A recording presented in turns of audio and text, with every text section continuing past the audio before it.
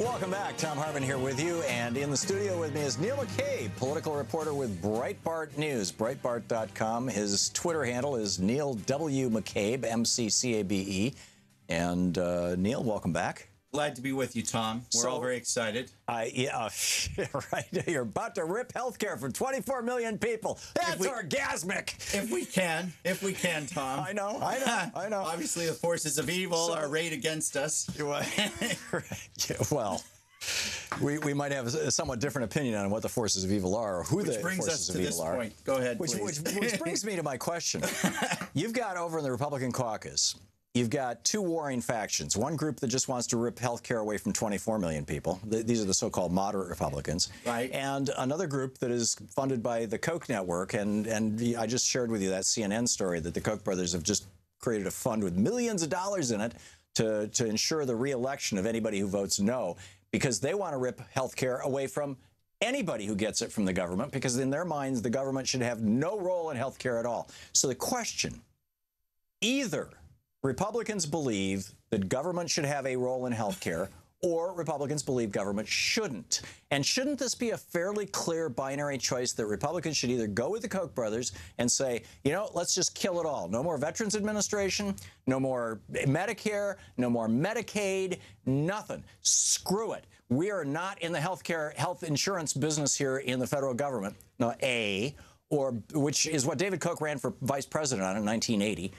And clearly, I'd say to this day, believes. Or B, say, you know, we really should be in the health insurance business. And if we're going to be in the health insurance business as government, right, then let's do it in the most rational way. Let's stop the $608 billion a year subsidy to about a dozen health insurance companies, 145 billion of which is waste in the form of unnecessary paperwork in hospitals, doctors' offices, and insurance companies. Let's save that $600 billion and go with a single payer system and cover everybody in the United States, just like every other country of the world does. It just seems like you either say, yes, government has a role in health care, and so let's do it the cheapest way possible, which I think would be the conservative position, or you say, no, government shouldn't be in health care, and you just strip everybody of everything.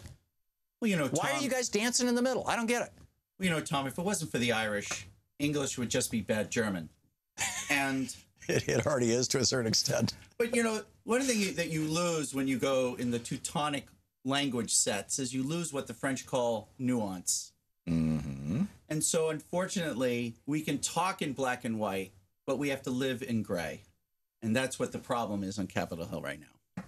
Why do we have to live in gray? I mean, why can't Republicans say once and for all that? So if we say, okay, I mean, the government should have a role, ergo, you have to spend $200 million in Oregon to for an exchange that doesn't even register a single person. No, I'm not talking about that. I'm saying do away with Obamacare. You have to give all this money away to Democratic PR firms. And I'm not saying any of those things, Neil. I'm saying if your position against health care has any integrity, then everybody would vote with the Kochs and say, kill off Medicare, kill off Medicaid, kill off everything, because that's the ultimate goal, right? That's the ultimate goal of the Koch brothers and their network. Absolutely. Okay.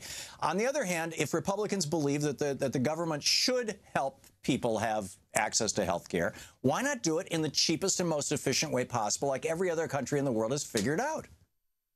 With single payer, Medicare for all. And you got no Democratic consultants, and you got no exchanges. No hacks. You know, no hacks, yeah. It's very straightforward. You save $600 billion a year. The only people who suffer are people like Stephen J. Hemsley, who has taken over $1 billion out of United Healthcare. I think that what the Republicans on the House in the House are struggling with right now is how do you unwind Obamacare and try to bring us back to that status quo ante where we were at before Obamacare, and then address what everyone agreed was the real problem in Obamacare. The big problem everyone agreed with is that 5% of the people have these pre-existing conditions, and they don't qualify for Medicaid or other subsidized programs. And so you had 5% of these people who are really jacked up by the situation. And so to solve the problem of these 5% people, we then jacked up the system for 300 million people. It's not just 5%. You know, Louise, my wife went through cancer therapy, and it was a very expensive cancer therapy because it was a new drug for the most aggressive form of breast cancer, which she had. And it's a very effective new drug, but it was insanely expensive. And she got a letter a month before the treatment was done saying, you're within 2 months of hitting your lifetime limits. Now, thank God this was a year before Obamacare came into place, and her cancer has not recurred, thank God. And in fact, I think she's cancer-free. You know, it's been 5 years now. But this was, I mean, this was a health insurance company telling us, if you get sick again, you're going to die. Good luck. Right. And she's not part of that 5% that you're talking about. Well, no, but the percentage of everybody in America who had health insurance under that old status quo that you're saying we should go back to, every single person in America. You know, we had just last year, 603,000 bankruptcies because people got sick. You know how many bankruptcies because people got sick happen in Canada every year? 0. Okay, you know how many in Germany? 0. England, 0. France, 0. In the United States, 603,000. Okay. And that's down from the over 1 million before the Affordable Care Act. Okay, Tom. But if we're dealing with what's going on in the Hill right now, what's actually going to happen. Right. Okay, let's go back to, you cannot believe that this Obamacare was designed the way it was supposed to be designed. You remember the legislative history. You remember that this bill originated as a bill to help veterans that was passed by the House and gutted by the Senate. Obamacare does actually help subsidize veterans. No, what I'm saying is it was a bill. The bill passed the House was a veterans bill, okay? And then it was gutted and renamed in the Senate because that's a standard procedure. But what I'm saying is, House wrapper because the Constitution requires all legislation. So it's like the way this thing was written and created. That is a specious argument. It's not specious, but to my point is that this thing wasn't written right in the beginning. Today is the 7-year anniversary of the passage of Obamacare. Now, that's significant because the Republicans are trying to pass this today. It was a full year from today before Obamacare was passed. This was not some slapdash thing. This was not some middle-of-the-night thing. I know the Republicans love to say that, but it's a lie. It took over a year to hammer this thing together. They didn't have the votes. It took a year to get there. Right. So if the Republicans have the votes, I mean, if Obama had the votes, he would have done.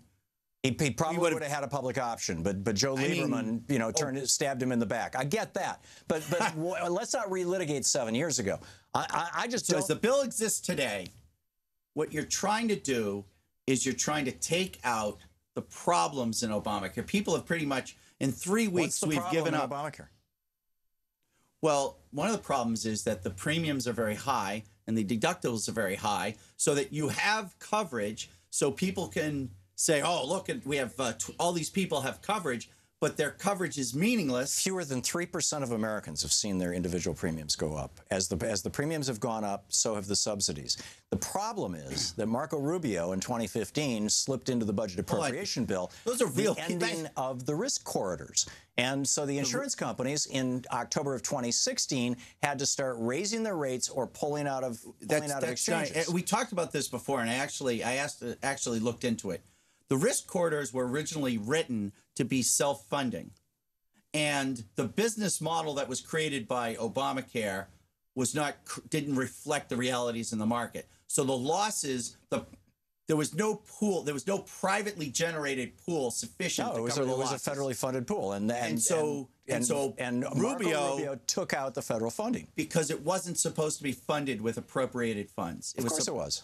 It actually wasn't. It was set up to be, so basically some companies would have profits over here and some companies would have losses, and they were going to share this. And then you have cases, which is another point completely, where a lot of these insurers are banking cash as rainy day funds and they're not contributing to the pools the way they're supposed to.